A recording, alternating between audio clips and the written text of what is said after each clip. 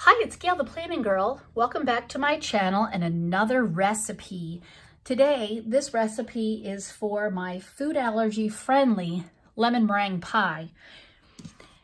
It's also vegan and gluten-free. I'm going to put this under desserts. Whoops, there we go. Let's see, I've got cake.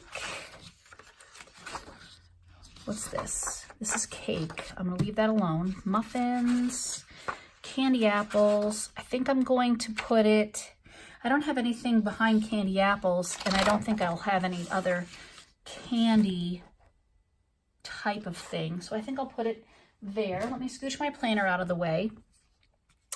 In the food book, there are these lemons. I want it, but since this is going to be a mock lemon meringue, I also want this.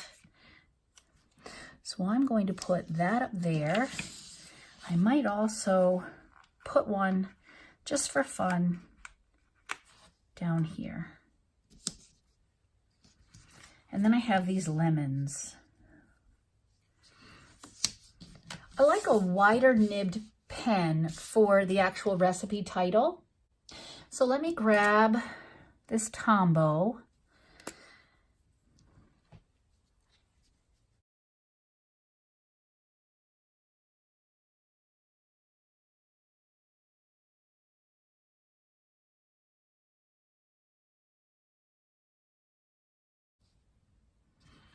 That L looks weird.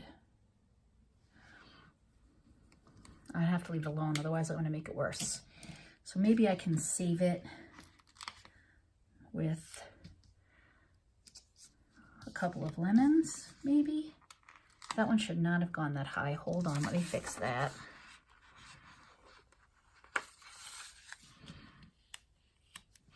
It is a little easier to use tweezers when you're working with stickers and fumbly fingers, I find.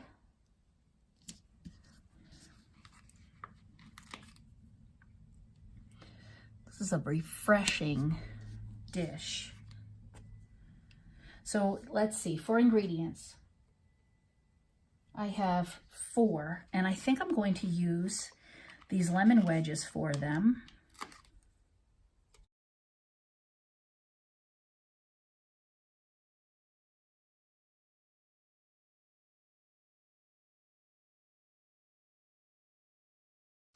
Now you can make this un-food allergy friendly and un-vegan if you desire. I would think it would probably still work. I have not tried it. My mom actually makes this recipe for my daughter. I have actually never made this recipe. It's a pie, so pies generally serve 8. The main ingredients are lemons,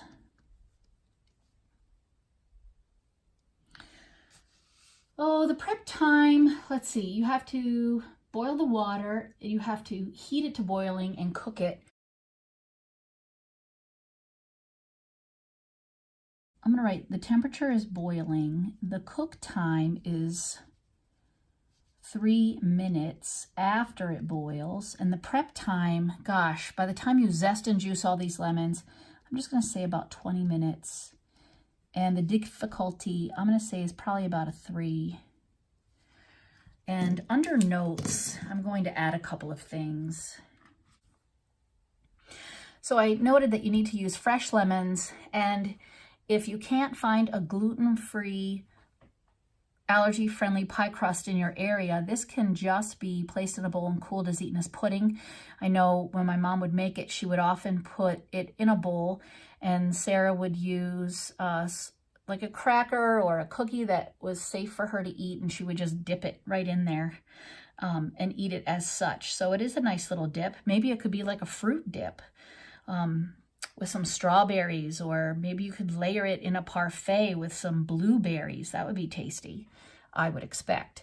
So I'm going to add the ingredients, and I'll be right back. This item here replaces the 3 eggs. If you have a different egg replacer that you prefer, you need 3 eggs. But this is the egg replacer that I've been using basically for all of Sarah's life. which is 1.5 tablespoons of oil, 1.5 tablespoons of water, and 2 teaspoons of baking powder per egg. And I did share that on some of my cake recipe videos, so you can check that out.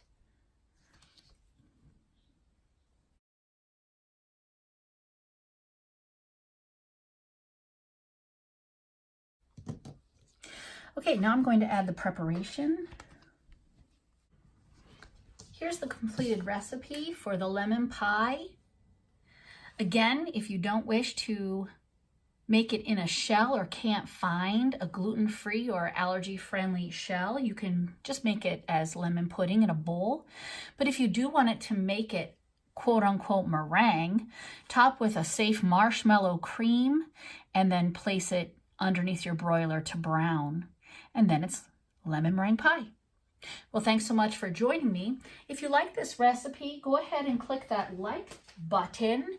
Check out my other recipes on my recipe playlist. I put out a food recipe every Friday. Thanks so much for joining me. See you next time. Bye.